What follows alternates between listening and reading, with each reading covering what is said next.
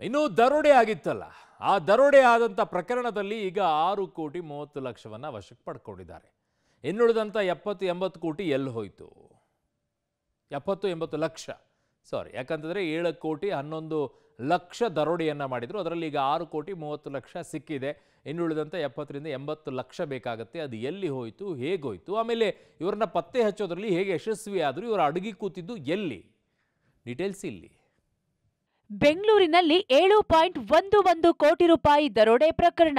6.3 ಕೋಟಿ ನಗದು ವಶಕ್ಕೆ ಪಡೆದ ಪೊಲೀಸರು. ಚೆನ್ನೈ ಬಳಿ ಹಣದ ಜೊತೆ ಆರೋಪಿಗಳು ಲಾಕ್. ಬೆಂಗಳೂರಿನಲ್ಲಿ ಬುಧವಾರ ಮಠಮಠ ಮಧ್ಯಾಹ್ನ ಬರೋಬ್ಬರಿ 7,11,00,000 ರೂಪಾಯಿ ದರೋಡೆ ಮಾಡಲಾಗಿದೆ.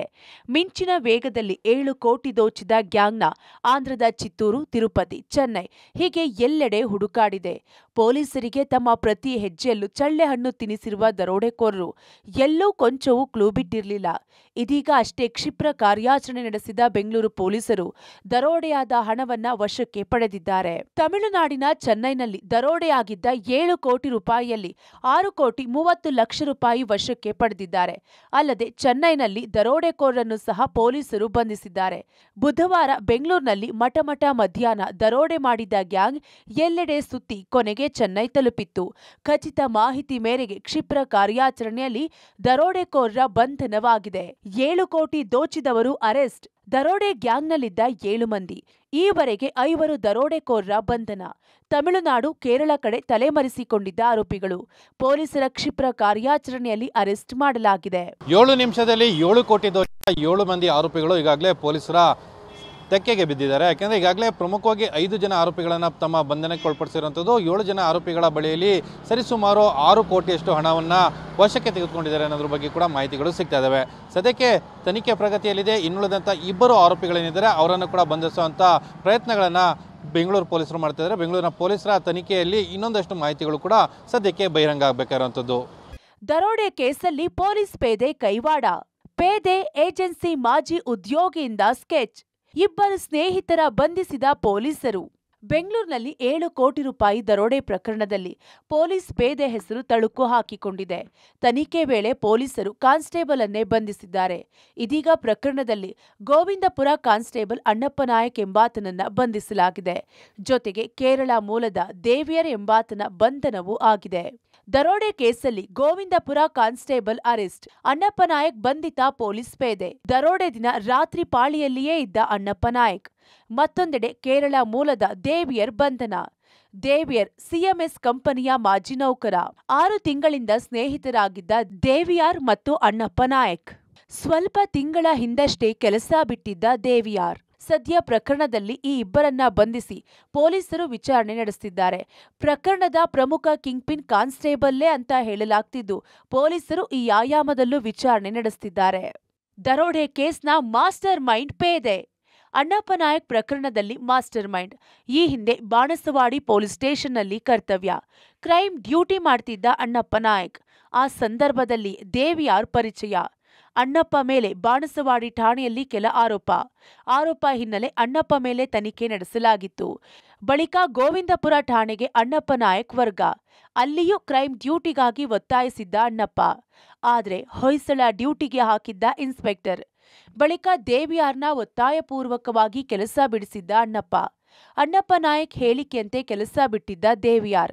ಬಾಣಸವಾಡಿ ಹುಡುಗರನ್ನ ಬಳಸಿ ದರೋಡೆಗೆ ಸ್ಕೆಚ್ ಹಾಕಲಾಗಿತ್ತು ಎಂಬುದು ತನಿಖೆ ವೇಳೆ ಬಯಲಾಗಿದೆ. 2018ರಲ್ಲಿ ಪೊಲೀಸ್ ಕೆಲಸಕ್ಕೆ ಸೇರ್ಕೊಂಡಂತ ಅಣ್ಣಪ್ಪ ನಾಯಕ್ 2021ರಷ್ಟರಲ್ಲಿ ಮಣ್ಣು ತಿನ್ನೋ ಕೆಲಸವನ್ನ ಶುರು ಮಾಡಿಕೊಂಡಿದ್ದ. ಯಾಕೆಂದ್ರೆ ಅಣ್ಣಪ್ಪ ನಾಯಕನ ಹಿನ್ನೆಲೆ ಅದೇ ರೀತಿ ಇರುವಂಥದ್ದು. ಆತನ ಚರಿತ್ರೆಯನ್ನು ಕೆದಕ್ತಾ ಹೋದರೆ ಸಾಕಷ್ಟು ಈ ರೀತಿಯ ಪ್ರಕರಣಗಳಲ್ಲಿ ಕೈ ಜೋಡಿಸಿರುವಂಥದ್ದು, ಜೊತೆಗೆ ಆತನ ವಿರುದ್ಧ ಆರೋಪಗಳು ಕೂಡ ಕೇಳಿಬಂದಿರುವಂಥದ್ದು ಮತ್ತು ಹಿರಿಯ ಅಧಿಕಾರಿಗಳು ಆತನ ವಿರುದ್ಧ ಕ್ರಮವನ್ನು ತೆಗೆದುಕೊಂಡಿರುವಂಥದ್ದು ಇದೆಲ್ಲನೂ ಕೂಡ ಗಮನಿಸಬಹುದಾಗಿರುವಂಥದ್ದು. ಸದ್ಯಕ್ಕೆ ಆತ CMSನ ಮಾಜಿ ನೌಕರನ ಜೊತೆಯಲ್ಲಿ ಕೈ ಜೋಡಿಸಿ ಈ ಹಣವನ್ನು ದೋಚಿದ್ದಾನೆ ಅನ್ನೋದ್ರ ಬಗ್ಗೆ ತನಿಖೆಯಲ್ಲಿ ಬಯಲಾಗಿದೆ. ಜೊತೆ ಆತನನ್ನು ಕೂಡ ಬಂಧನಕ್ಕೆ ಒಳಪಡಿಸಿರುವಂಥದ್ದು. ಮುಂದಿನ ತನಿಖೆಯ ಪ್ರಗತಿ ಯಾವ ಹಂತಕ್ಕೆ ತೆಗೆದುಕೊಂಡು ಹೋಗುತ್ತೆ ಅನ್ನೋದ್ರ ಬಗ್ಗೆ ಕೂಡ ಕಾದು ನೋಡಬೇಕಾಗಿರುವಂಥದ್ದು. ಚಿತ್ತೂರಿನಲ್ಲಿ ಪತ್ತೆಯಾಯಿತು ಇನೋವಾ ಕಾರು. ಕಾರಿಗೆ ಯುಪಿ ನಂಬರ್ ಪ್ಲೇಟ್ ಅಳವಡಿಕೆ. ದರೋಡೆಕೋರರಿಗೆ ಕಾರು ಕೊಟ್ಟಿದ್ದ 2 ಲಾಕ್. ಬೆಂಗಳೂರಿನಲ್ಲಿ ಡೈರಿ ಸರ್ಕಲ್ ಬಳಿಯಿಂದ ಎಟಿಎಂಗೆ ಹಾಕಬೇಕಿದ್ದ ಹಣವನ್ನ ಕದ್ದೊಯ್ದ ದರೋಡೆ ಗ್ಯಾಂಗ್ನ ಕಾರು ಆಂಧ್ರದ ಚಿತ್ತೂರಿನ ಗುಡಿಪಲ್ಲಿ ಬಳಿ ಪತ್ತೆಯಾಗಿದೆ. ಚಿತ್ತೂರಿನಲ್ಲಿ ಸಿಕ್ಕ ಇನೋವಾ ಕಾರಿನ ನಂಬರ್ ಪ್ಲೇಟ್ ಕೂಡ ನಕಲಿಯಾಗಿದೆ. ಬೆಂಗಳೂರಿನಲ್ಲಿ KA 03 NC 8042 ನಂಬರ್ ಹಾಕಿದ್ದ ಗ್ಯಾಂಗ್ ಚಿತ್ತೂರಿನಲ್ಲಿ UP ನಂಬರ್ ಪ್ಲೇಟ್ ಹಾಕಿದೆ. ಉತ್ತರ ಪ್ರದೇಶ ನೋಂದಣಿ UP 4BX 2500 ನಂಬರ್ ಪ್ಲೇಟ್ ಹೊಂದಿದ್ದ ಕಾರನ್ನ ಪೊಲೀಸರು ವಶಕ್ಕೆ ಪಡೆದಿದ್ದಾರೆ. ಇನ್ನು ದರೋಡೆಕೋರರಿಗೆ ಈ ಇನೋವಾ ಕಾರು ಕೊಟ್ಟಿದ್ದ ಇಬ್ಬರನ್ನ ಬಂಧಿಸಲಾಗಿದೆ. ಇನೋವಾ ಕಾರಿನ ಚಾರ್ಸಿ ನಂಬರ್ ಆಧರಿಸಿ ಇಬ್ಬರನ್ನ ಪೊಲೀಸರು ಬಂಧಿಸಿದ್ದಾರೆ. ಚಿತ್ತೂರಿನ ಗುಡಿಪಾಲ ಮೂಲದವರಾದ ರಾಕೇಶ್ ಮತ್ತು ರವಿ ನಿವೃತ್ತ ಸೇನಾನಿಯ ಮಕ್ಕಳು. ಬೆಂಗಳೂರಿನಲ್ಲಿ ಕೆಲಸ ಮಾಡ್ತಿದ್ರು. ಅಸಲಿಗೆ ನಂಬರ್ ಪ್ಲೇಟ್ ನಕಲು ಮಾಡಿ ದರೋಡೆ ಪ್ಲಾನ್ ಮಾಡಿದ್ದೇ ಈ ಇಬ್ಬರು ಎಂಬುದು ತನಿಖೆ ವೇಳೆ ಬಯಲಾಗಿದೆ.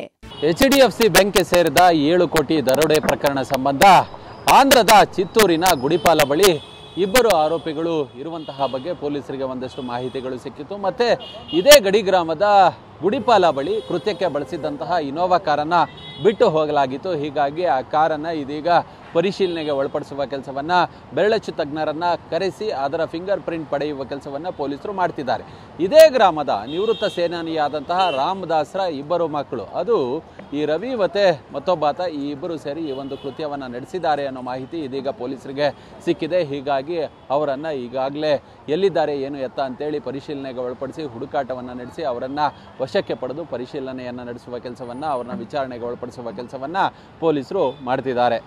ವಾಟ್ಸಪ್ ಕಾಲ್ನಲ್ಲೇ ದರೋಡೆ ಚಾಟ್, ಪೊಲೀಸರಿಗೆ ಸುಳಿವು ಸಿಗದಂತೆ ಮಾಸ್ಟರ್ ಪ್ಲಾನ್. ಇನ್ನು 7 ಕೋಟಿ ದರೋಡೆ ಕೇಸಲ್ಲಿ ಪೊಲೀಸರ ತನಿಖೆ ವೇಳೆ ದರೋಡೆಕೋರರ ಕಳ್ಳಾಟ ಬಯಲಾಗಿದೆ. ದರೋಡೆಕೋರರು ಎಲ್ಲಿಯೂ ಫೋನ್ಗಳಲ್ಲಿ ನಾರ್ಮಲ್ ಕಾಲ್ ಮಾತನಾಡಿಲ್ಲ, ವಾಟ್ಸಪ್ ಕಾಲ್ಗಳಲ್ಲಿ ಮಾತ್ರ ಮಾತನಾಡಿರುವುದು ತಿಳಿದು ಬಂದಿದೆ. ನಾರ್ಮಲ್ ಕಾಲ್ ಮಾತನಾಡಿದರೆ ಸುಲಭವಾಗಿ ನಮ್ಮನ್ನ ಪೊಲೀಸರು ಬಂಧನ ಮಾಡ್ತಾರೆ ಅನ್ನೋ ಕಾರಣ ವಾಟ್ಸಪ್ ಕಾಲ್ ಬಳಸಿದ್ದಾರೆ.